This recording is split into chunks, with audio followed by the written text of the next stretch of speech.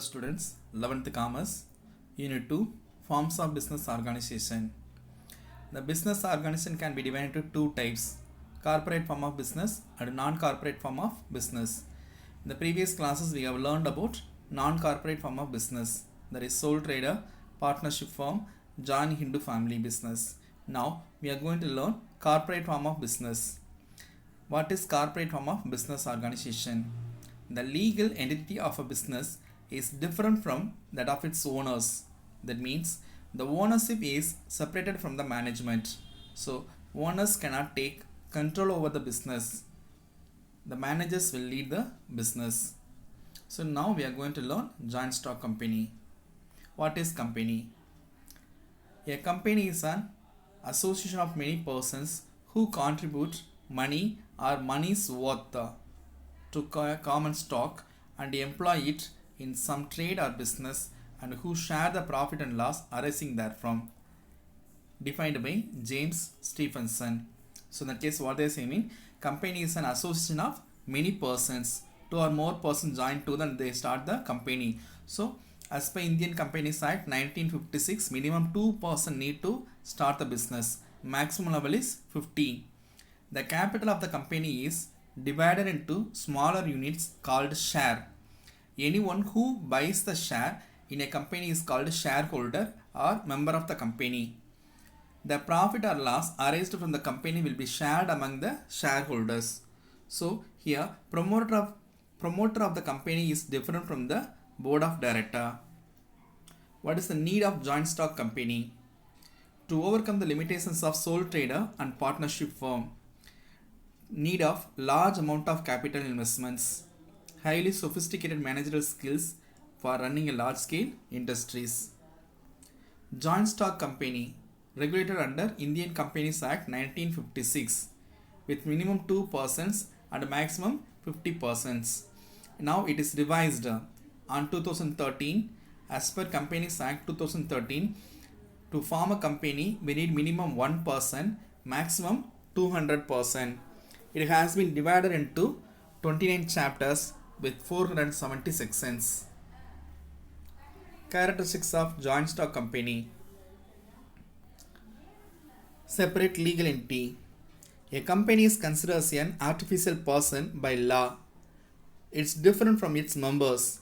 It has its own name and seal as it cannot sign documents because there is no physical presence.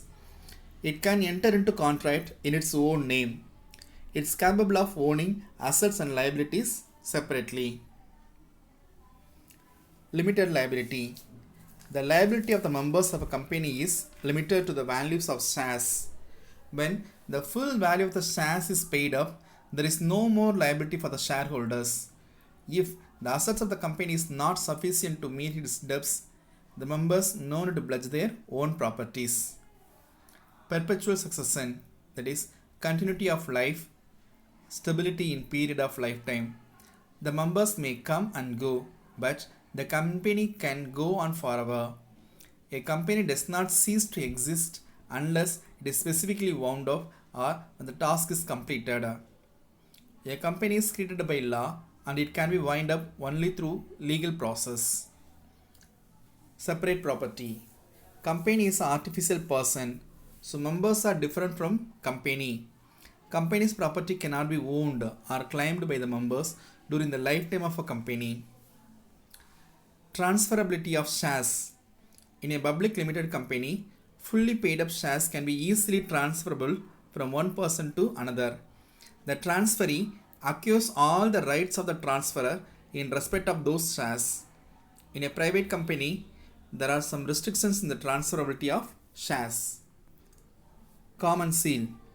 A company is an artificial person and does not have physical presence, so it can't sign the contract directly. On behalf of the company, its board of directors carrying out its activities. Such contract must be under the seal of company. The name of the company must be engraved on the seal. Capacity to sue and being sued. A company can sue or be sued in its own name. Separate management. Who promote the business is called promoters. The person who holds the shares of a company is called shareholder. The shareholders elect the person who has to administer and manage the company by voting. The elected managerial person is called board of directors. So here the board of directors will lead the business. One share, one voting. The principle of voting in a company is one share, one vote. For example, if a person holds 10 shares, he has 10 votes in the company. But not in the case of cooperative society like this. In cooperative society, one member has one vote alone.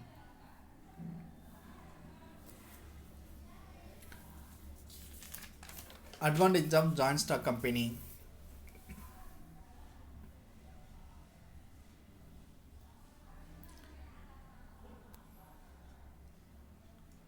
Large capital. A company can secure large capital amount compared to sole trader and partnership. The second one, limited liability. The shareholders' liability is limited. Transferability of shares. Shares can be easily transferable from one person to another. So, liquidity of investment is possible. Perpetual succession. A company has perpetual existence, that is, stability or continuity in life period, even change in its membership or board of directors. It ensures continuity in operations, so the company can undertake long-term investments. Promotion of saving and investment habits. Joint stock company encourage the people to save. Even a small amount can be used for the purchase of shares. A person can buy even one share of a company. Then risk bearing capacity. If a loss occurred, mean it will be distributed among the shareholders. So each shareholder bears a very little amount of loss. Economics of large scale operation.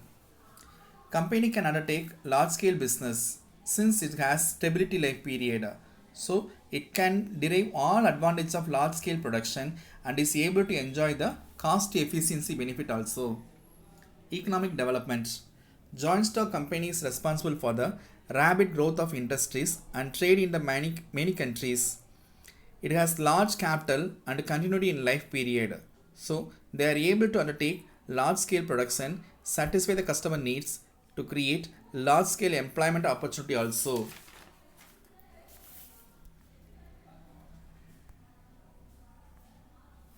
Disadvantage of joint stock company. Costly and difficult to form. More number of formalities must be followed at the time of forming a company. Promoters have to spend much time and money while they are submitting the form to the registrar. If any mistake occurred, mean they have to meet the penalties also. Scope for dishonest and unscrupulous management. Unscrupulous mean fraudulent. The directors manage the company with the help of paid officers, that is workers. Here, if the director is dishonest man, he can make personal gain at the expense of the company. They may misuse their powers and position also. Management oligarchy. Oligarchy means small group of people having the control. A few rich persons may secure control over the affairs of the company. Speculation. Few individuals may corner the shares to gain control over the company. Lack of interest. The officers of the company do not have any incentive for their hard work. So they lack in initiative. Lack of good labor relations.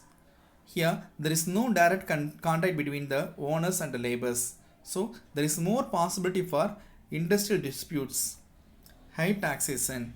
Company taxation rate is more compared to other form of business organization.